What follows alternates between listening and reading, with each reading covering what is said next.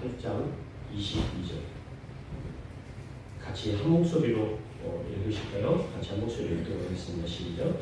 베세다에 이르되 사람들이 레인 한 사람을 데리고 예수께 나와 손이 되시기를 구하거늘 예수께서 레인의 손을 붙잡으시고 마을 밖으로 데리고 나가사 눈에 침을 뱉으시며 그에게 안수하시고 무엇이 보이느냐 물으시니 쳐다보며 이르되 사람들이 보이나이다.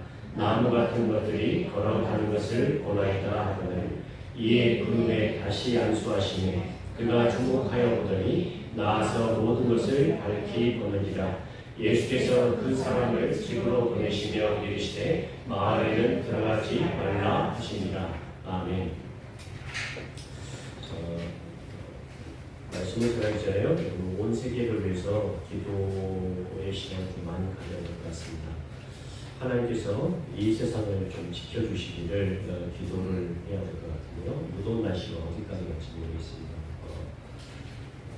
비가 오는 게 감사할 정도가 된 것 같습니다. 비가 오는 게 감사할 정도가 된 것 같은데 무더운 날씨가 더 이상 지속되지 않도록 또 이를 위해서는 아까 우리 박주희 목사님 기도하셨던 것처럼 전 세계 지도자들이 같이 힘을 모아야 될 때가 온 것 같습니다. 우리 위해서 기도해 주시고 혼자 잘 살기 위한 사람들이 되는 것입니다. 돈을 쫓아가는 경제를 쫓아가는 사람들이 아니라 온 세계가 다 같이 살아가는 데 그런 나라가 되고 수 있도록 전 세계가 되고 수 있도록 기도해 주시기 바라고요.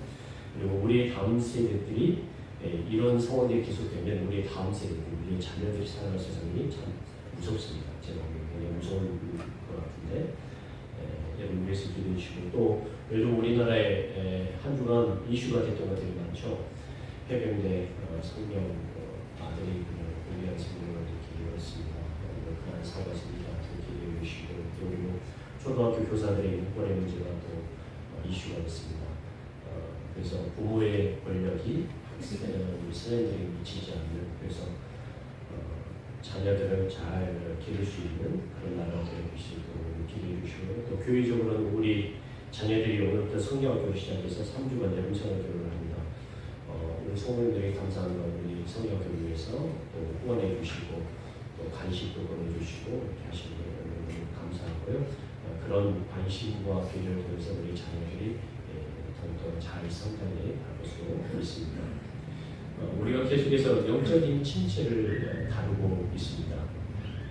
영적인 침체를 겪는 주요한 요인 중에 제가 친미의 교리를 인식하지 못했다는 것을 첫 번째 말씀드렸습니다. 여러분 왜 친미의 교리가 중요하냐면 중세시대의 종교개혁이 어떻게 왔냐면 이 친미의 교리를 깨닫는 한 사람, 루터라는 사람을 통해서 종교개혁이 왔습니다. 그 전까지는 의무와 고통과 무엇을 해야 된다는 어떤 틀에 갖추어진 기독교이다고 하면 이 친미의 교리를 깨닫고 종교개혁이 왔고 그리고 종교개혁 이후에 기독교를 사람들이 기쁨과 감사함의 종교구나라는 것을 깨닫고 예수님을 더욱더 찾게 되었고 믿게 되었다는 사실을 기억을 해야 될 것 같습니다.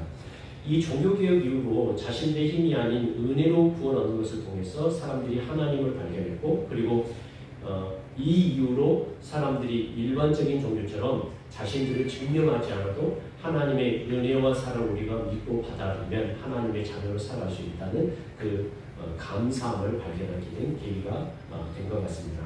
그리고 우리의 신앙이 바로 여기서부터 시작을 해야 흔들리지 않는다는 것을 기억을 하셔야 됩니다. 여러분 우리 자신을 통해서 열심히 노력하는 것을 통해서 하나님의 자녀가 될 수 없습니다. 왜냐하면 우리가 하는 그 어떠한 선한 일을 하나님께서 받으시기 합당하지 않기 때문입니다. 오로지 예수 그리스도를 통해서만 예수 그리스도를 통한 그 은혜만이 하나님께서 받아들여지는 거지 우리가 하는 것을 통해서 하나님께서 받지 않으신다는 사실을 꼭 기억하시길 바랍니다.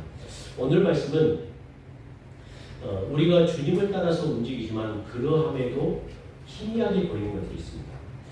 무엇인가 잘못되고 있다는 것을 깨닫고 주님을 따라서요. 삶을 살다 보니까 그렇구나. 이게 지금 뭔가 잘못되어 있다. 그래서 주님을 따랐습니다. 내가 주님을 위해서 살아야겠다. 주님께서 내게 주신 그 참된 소명과 목적을 가지고 살아야겠다. 내가 교회에 나가야겠다. 주님을 따라야겠다고 주님을 따랐는데 여러분 주님을 따르고 믿다 보니까 여러분 어떻습니까? 주님을 향해서 사는 것이 하나님을 위해서 사는 것이 이렇게 선명하게 깨끗하게 보이는 것 같습니까? 어떤 것 같습니까? 새로 변하기 위해서 주님을 따라가는데 갑자기 모든 것이 변하는 것이 아니라 이 주님을 향해서 살아가는 것이 어떤 단계들이 있다는 것을 우리에게 말씀하고 있다는 거죠. 아직도 희미하게 보여서 어쩔지 몰라 하는 그런 단계들이 우리에게 있다는 거죠. 우리는 이러한 상태를 맹인의 눈을 뜨게 하는 기적을 통해서 우리가 볼 수 있는데 사람이 성장해야 하는 어느 단계가 있다. 그리고 때로는 선명하게 보이지 않을 때가 있다. 우리 그런 상태를 우리가 어떻게 헤쳐나갈 것인가 오늘 말씀을 통해서 우리가 확인할 텐데요. 로이드 존스 목사님은 오늘 우리가 읽었던 이 맹인의 기적에 관한 이 본문을 기적이면서도 비유라고 말씀했습니다. 뭐라고 얘기했다고요? 기적이면서도 비유다. 다시 표현하자면 기적은 하나님께서 하신 일을 드러내잖아요. 근데 그 하신 일만을 보여주는 것이 아니라 그 하신 일을 통해서 우리에게 보여주시고자 하는 말씀을 하고자 하는 어떤 의미가 있는 본문이다 이렇게 말을 했다는 겁니다. 예수님은 우리가 본문을 이해하려면 예수님은 7마리 물고기와 2개의 떡을 가지고 4,000명을 먹이시는 기적을 해보신 거예요. 여기 8장을 한번 보십시오. 8장을 보시면 8장 처음을 보시면 4,000명을 먹이신 기적을 행하셨다라는 것을 여러분 볼 수 있습니다. 그리고 이 기적을 행하신 다음에 10절을 보시면 제자들과 함께 배에 오르사 어디 쪽으로 합니까? 달마누다 지방으로 가셨다는 이 달마누다 지방이 바로 하기 어려운데 어느 지역인지 정확하게 모릅니다. 그러나 갈릴리 해안 서변의 한 마을이라는 정도만 사람들이 짐작하고 있을 뿐입니다. 달마누다 지방으로 보트를 타고 가셔서 11절에 보면 그 달마누다 지방에서 누굴 만나면 바리새인들을 만납니다. 바리새인들을 만나는데 바리새인들이 예수님을 만나자마자 뭘 구하냐면 표적을 구합니다. 예수님께 당신이 메시아라면 표적을 우리에게 보여달라 그랬더니 예수님이 표적을 보여주시지 않고 어떻게 표현하냐면 12절에 보시면 예수께서 마음속으로 깊이 탄식하며 이르시되 어찌하여 이 세대가 표적을 구하느냐 내가 진실로 너희에게 이르노니 이 세대에게 표적을 주지 아니하리라는 말씀을 하시고 다시 보트를 타고 어디로 가냐면 베세다 지방으로 가게 됩니다. 베세다 지방에 가면서 배를 타고 이동하시면서 배에 탄 제자들에게 어떤 말을 하시냐면 이런 말씀하세요. 바리새인의 누룩과 그리고 헤롯의 누룩을 주의하라고 합니다. 하지만 제자들은 어떤 생각을 하게 되냐면 14절에 보시면 8장 14절에 보시면 제자들이 뭘 가져오기 잊었다고 표현하죠? 떡 가져오기 잊었다. 이 떡 가져오기 잊었다는 말은 무슨 말이냐면 7마리 물고기와 그리고 2개의 떡을 가지고 4,000명을 먹이고 난 다음에 광주리에 남은 떡들이 있었는데 그 떡을 가지고 오지 않았다는 것 같다는 거예요. 그 떡 가져오기를 잊었고 그리고 배에 뭐밖에 없냐면 떡이 1개밖에 없었다라고 표현합니다. 그런데 예수님께서 보트를 타고 가시면서 배를 타고 가시면서 바리새인들의 누룩과 헤롯의 누룩을 주의하라고 그러니까 누룩이 뭐와 연결되어 있습니까? 빵하고 연결되어 있죠. 이 떡하고 연결되어 있잖아요. 그러니까 사람이 이 제자들이 생각하는 게 무슨 말이냐면 야 예수님 우리가 떡을 가져오지 않아서 이런 말을 한 것다라고 생각을 했던 거예요. 그러나 예수님은 자신이 그들에게 제자들에게 이야기하신 것을 제자들이 잘못 알아듣자 이렇게 말씀합니다.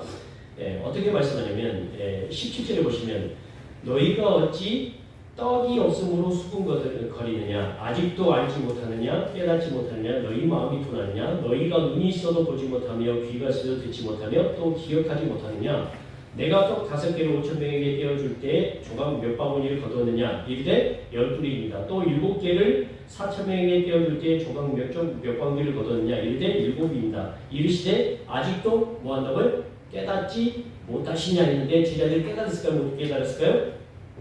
네, 결론적으로 얘기하면 못 깨달았다. 예수님께서 무슨 말씀하시는지 못 깨달았다는 것 같아요. 떡이 문제가 아니라 먹는 것이 문제가 아니다. 내가 먹는 것으로 고민하는 것이 아니라 다른 것을 말하는 것이다. 라고 이야기했는데 제자들은 이 말씀의 의미를 이해하지 못한 것 같습니다.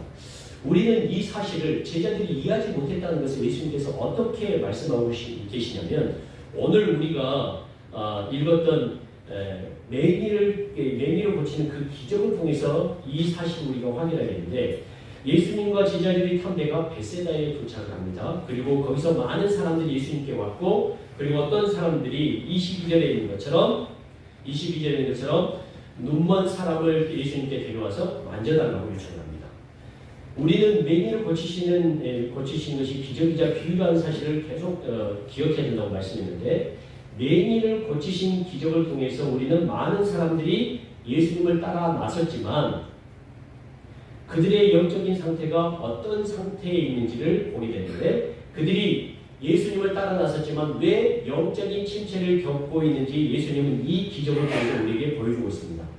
맹인을 고치시는 기적은 예수님의 기적 중에 아주 특이한 기적인데 여러분 예수님 기적을 행하실 때 말씀만으로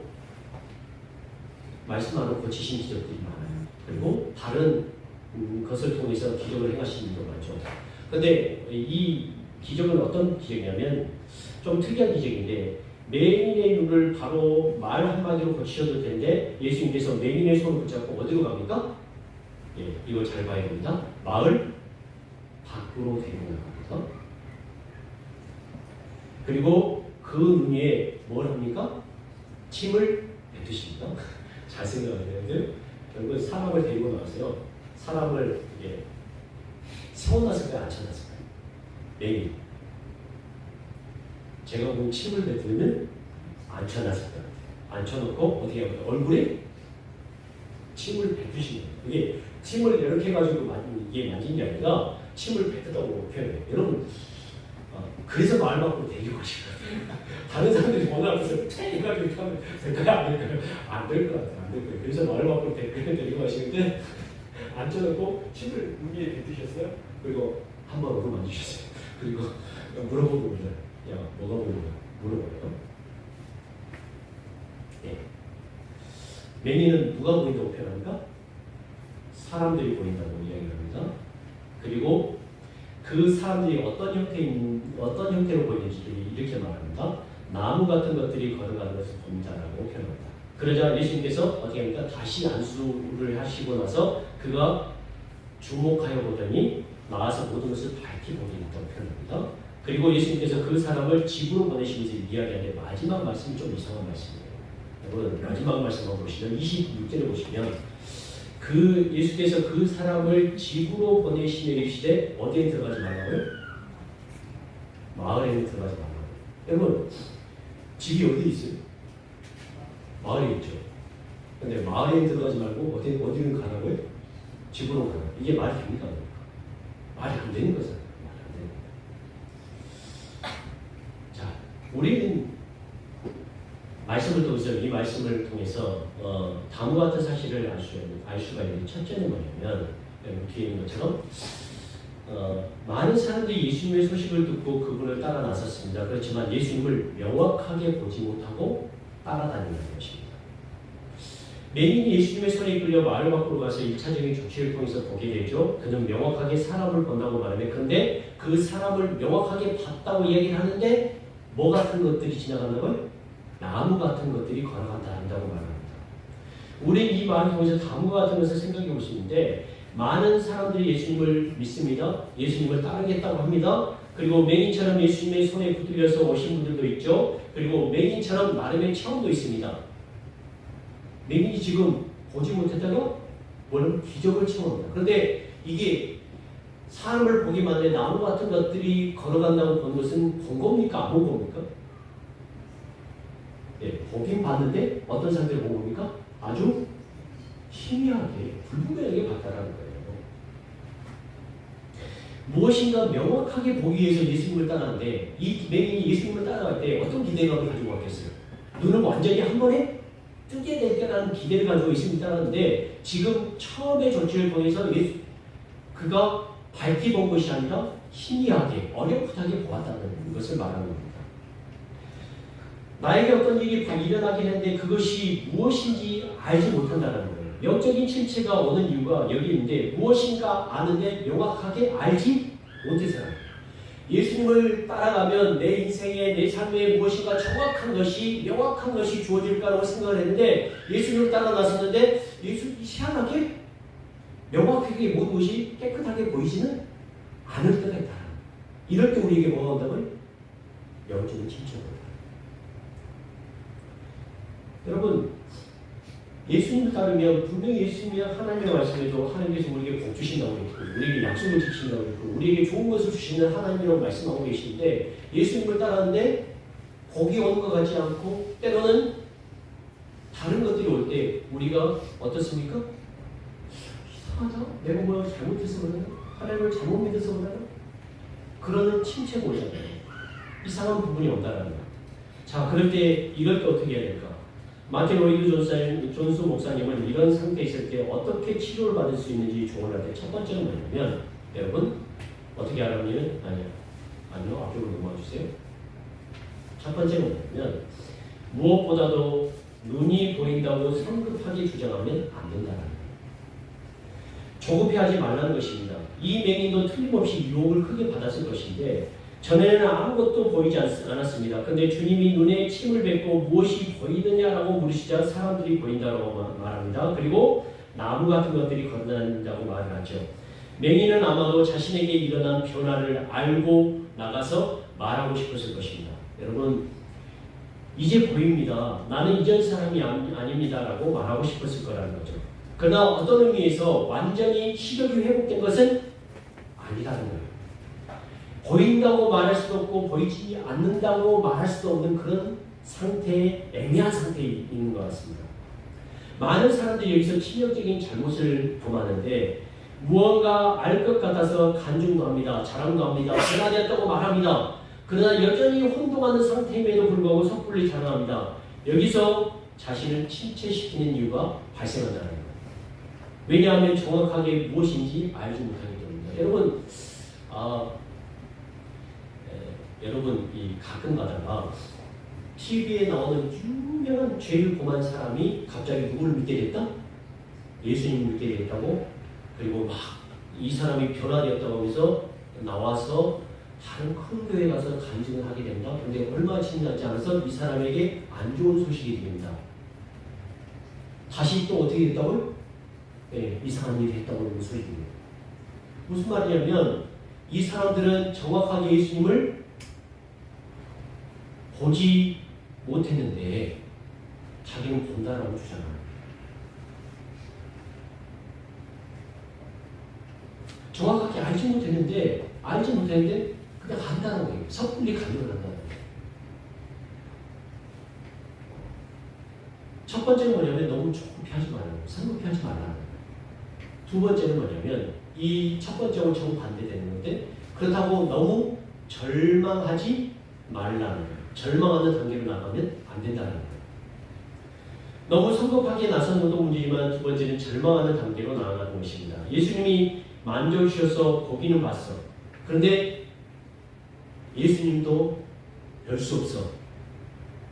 그래봐야 사람이 걸어다니는 나무처럼 보이는 정도밖에 나는 낫지 않은 것 같아. 여기서 더 발전은 없는 것 같아.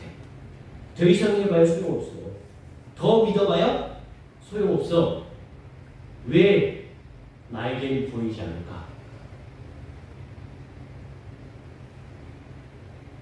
그들은 더 이상 성경도 읽지 않고 기도도 하지 않습니다. 이처럼 마귀는 많은 이들을 거짓말시키고 낙심시킵니다. 예수님을 믿고 뭔가로 바뀐 것 같은데 더 이상은 아무것도 없으라고 말합니다. 그렇다면 여러분 치료법은 없는 것일까요? 예수님은 맹인의 기적을 통해서 우리에게 비유적으로 말씀하시는데 우리에게 치료법이 있다라고 말씀합니다. 그 치료법이 어떻게 되냐면 첫 번째는 먼저는 정직하라는 것입니다. 누구에게? 자신에게 정직하라는 것입니다. 주님의 질문에 진실하고 정직하게 대답하라는 것입니다. 맹인도 그런 유혹이 있었다는 거예요. 보이는데? 완전히 보입니다. 라고 이야기할 수 있었다는 거예요. 그러나 맹인이 정직하게 얘기합니다. 보이긴 보입니다. 그러니까 사람들이 나무처럼 걸어가는 것이 보입니다. 내 상태가 아직 이 상태입니다. 라고 정직하게 얘기했다.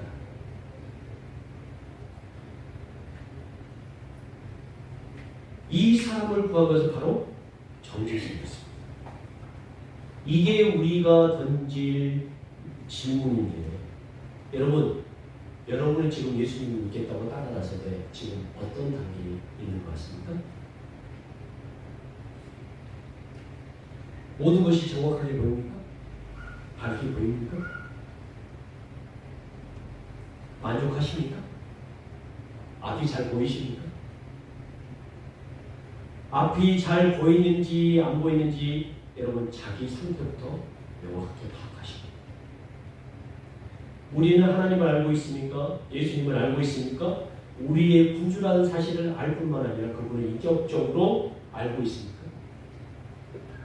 그 다음으로 우리가 해야 할 일은 맹인처럼 완전히 굴복하는 것입니다. 누구에게? 주님에게. 그는 계속되는 치료를 거부하지 않고 즐거이 받아들였습니다. 여러분 사실 기분 나쁘잖아요. 누가 치료 중이라는데 데려가서 내 눈에 뭘 뱉었다고요? 침을 뱉었으면 여러분 어떻게 했겠습니까? 기분이 나빠서도 그랬을 거예요. 여러분 구약시대에 나아만장을 알죠?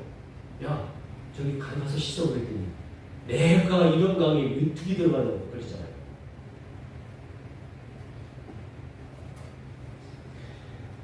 아마 주님이 치료해 주시지 않으면 제가 보기엔 맹인은 뭐냐면 주님이 치료해 주시지 않았다면 이 맹인은 어떻게 했냐면 내가 명확하게 본 게 아니기 때문에 어떻게 했을 것 같아요? 주님에게 주님 한 번만 더 제가 완전히 보실 때가 치료해달라고 요청했을 것입니다.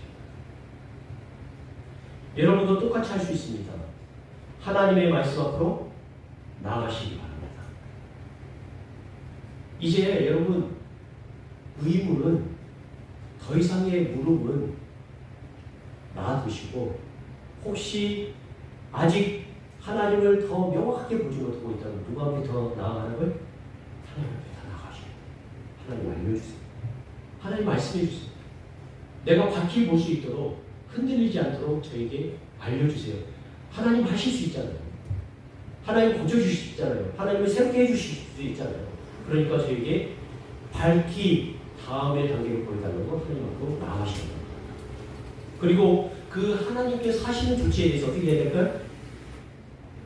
굴복하셔야 돼요. 순종하셔야 돼요. 맹인이 불명확하게 보인다고 하자 예수님께서 다시 어떻게 합니까?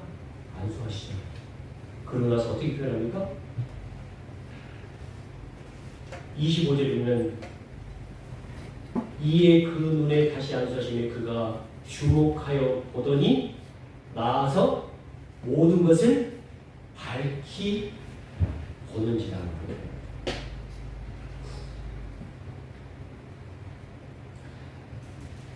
하지만 그럼에도 불구하고 우리에게는 예수님을 명확하게 보지 못하게 하는 다른 요인들이 있을 수 있습니다. 우리가 다음 이야기를 통해서 우리의 눈을 희미하게 하는 것이 무엇인지를 보아야 하는데 많은 사람들이 예수님을 따라 나섰지만 예수님이 누구신지 정확하게 알지 못했습니다. 여러분 27절 보세요. 27절 보시면 사람들이 나를 누구라고 하느냐고 제자들에게 물었는데 그들의 입에서는 다양한 의견이 나왔습니다. 누구라고 표현합니까? 예수님을 28절에 보니까 세례요한, 더러는 엘리야, 더러는 선지자 중에 하나입니다 라고 표현해요. 그랬더니 예수님께서 제자들에게 묻습니다. 너희는 나를 누구라 하느냐? 베드로가 대답하는데 어떻게 대답합니까? 주는 그리스도이십니다 라고 우리가 알듯이 그리스도는 메시아라는 말씀이죠. 구약에서 이스라엘 백성들이 그렇게 고대하던 메시아라고 고백을 한 겁니다. 그러나 예수님은 제자들에게 자기 일을 어떻게 합니까? 아무에게도 말하지 말라라고 표현합니다. 어떤 일을 하기까지 말하지 말라고 표현합니까? 예, 31절 보십시오. 31절. 같이 한번 읽으실까요? 그리고 같이 한번 읽도록 하겠습니다. 시작. 인자가 많은 고난을 받고 장로들과 대제사장들과 서기관들에게 버림받아 죽임을 당하고 사흘 만에 살아나야 할 것을 비로소 그들에게 가르치시되 이때까지 이야기하지 말아라? 이야기하지 말아라라고 표현해요. 그럼 제자들이 표현하기를 제자들은 그럼 언제 깨달았을까요? 예, 31절인 것처럼 예수님께서 십자가에서 죽으시고 어떻게 하셨을 때? 부활하셨을 때 예수님이 하신 이 말씀을 정확하게 깨닫게 되었다는 거예요. 자, 그런데 이 말씀을 하시고 나서 예수님이 죽어야 된다. 그리고 너희들이 부활할 때까지, 내가 부활할 때까지 절대로 이 말 하지 말라고 했는데 베드로가 예수님한테 어떻게 합니까? 예수님께서는 이전까지 이런 말씀 하신 적이 없는데 그러나 드러내고 이런 말씀 하시자 32절에 보니까 베드로가 이렇게 행동을 합니다. 32절 보세요. 32절 드러내놓고 이 말씀하시니 베드로가 어떻게 합니까? 예수를 붙들고 어떻게 합니까? 항변합니다. 예수님을 붙들고 항변했다면 어떻게 붙들었을까요? 여러분 예수님을 베드로가 예수님이 나 죽어야 되겠다고 했더니 어떻게 합니까? 예수님의 목덜미를 확 잡고 붙들고 이런 상견했다는 말이 무슨 말이냐면 우리나라로 꾸짖었다. 예수님 너 그러면 안 돼! 이렇게 예수님 너 그러면 안 된단 말이야. 이렇게 얘기한 거예요.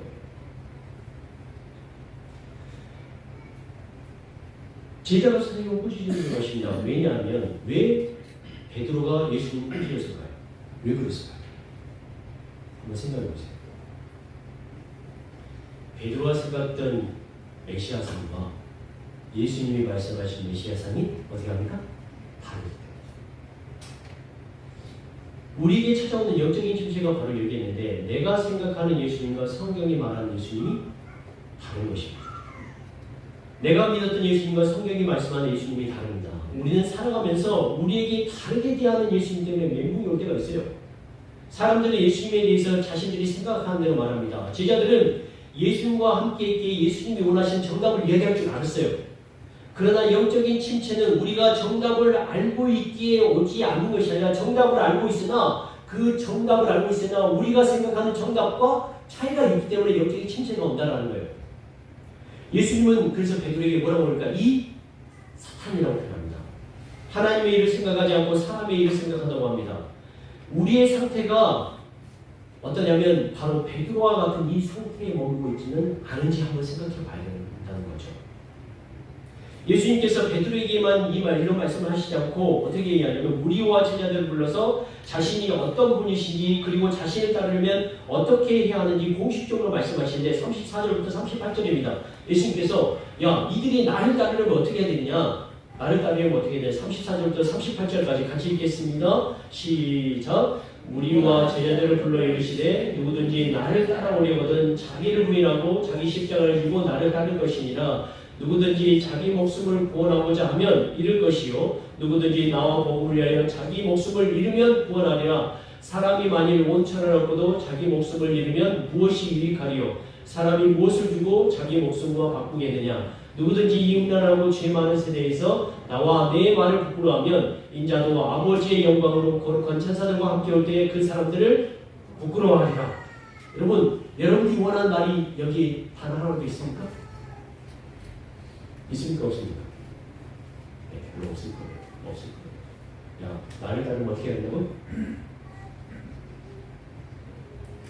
예, 너를 부인해야 된다. 네 십자가를 지어야 된다. 자기 목숨을 구원하려면 어떻게 하면 잃을 것이다. 그러면 반대로 얘기하면 우리 목숨 어떻게 했노? 내놔야 된다는 말이죠.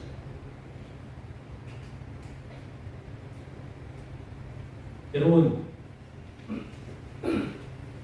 정직하게 자신을 인정하십시오. 그리고 거기서부터 출발하십시오. 중간에 포기하지 않으시길 바랍니다. 우리가 예수님을 정직하게 알고 마주해야 될 때까지 나가야 됩니다. 자기를 부인하고 자기 십자가를 지고 따라가야 됩니다. 정답은 우리가 알고 있습니다. 그런데 살아가는데 내가 정답을 알고 있는데 내가 생각하는 예수님이 나와 다르게 나에게 다가올 때 어떻게 하냐면 우리에게 영적인 침체가 온다는 거예요. 그럴 때 정직하게 다시 한번 하나님께 구하셔서 구해달라고 말씀하셔야 된다. 자, 이 길을 걸었는데 시동일과 우리를 괴롭히는 여러 가지 것들이 있는데 예수님은 바리새인과 서기관들의 누룩을 계속 조심해야 된다고 말씀합니다. 정답을 알고 있으나 거기까지 가는데 많은 것들이 우리의 믿음과 생각을 변질시키려고 합니다. 바리새인들과 서기관들의 누룩이란 예수님의 말씀에서 힌트를 얻어야 되는데 맹인을 고친 기적에서 예수님은 집으로 가되 마을로 들어가지 말라는 이상한 말을 합니다.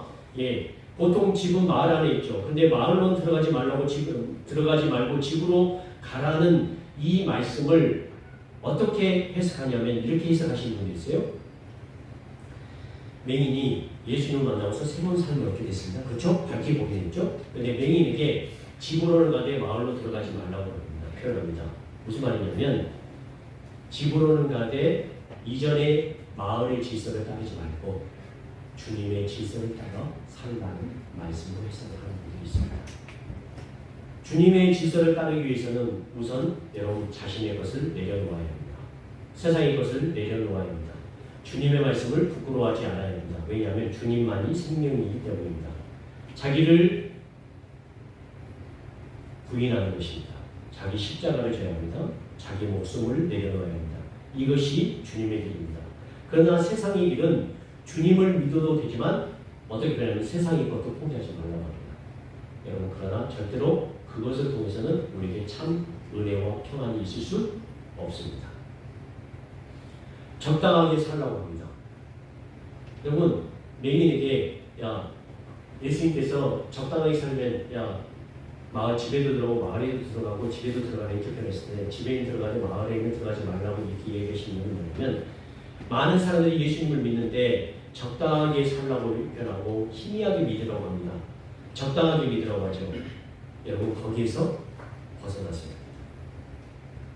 우리가 그것을 생각하면 하나님에 의해서 멀어지게 되어 있습니다. 그러므로 사랑하는 성도 여러분, 어떤 대가를 치르든 진리를 보고 싶다고 주님 앞에 강구하시기 바랍니다. 때로는 주님이 방법이 우리에게 굴욕적으로 느껴질 때가 있습니다. 예수님께서 맹인에게 침을 뱉으셨던 것처럼 우리에게 굴욕적인 상황이 느껴질 때도 있을 것입니다. 그러나 그 방법만이 어떻게 할 거라고요? 우리를 살리시는 주님을 잊지 마시기 바랍니다. 여러분의 영적인 침체 볼 때 주님을 부르시고 주님 앞에 동정하시고 자신을 정직하게 하십시오. 이 상태에 아직 머무르고 있다면 더 나아가시려면 주님을 우리가 만날 수 있다는 그 사실을 통해서 한 단계 더 하나님 앞으로 나아가서 사시는 여러분들이 되시기 바랍니다. 세상의 누구를 중심하면서 영생은 곧 유일하신 하나님과 그가 보내신 자 예수 그리스도를 아는 것임을 알 때까지 나아가시는 우리 사랑하는 성도님들 되시길 주님의 이름으로 감사를 축원합니다. 우리 말씀을 생각해서 찬양할까요? 찬송가 436장 나 이제 주님의 새 생명 얻은 것 같이 찬양하도록 하겠습니다.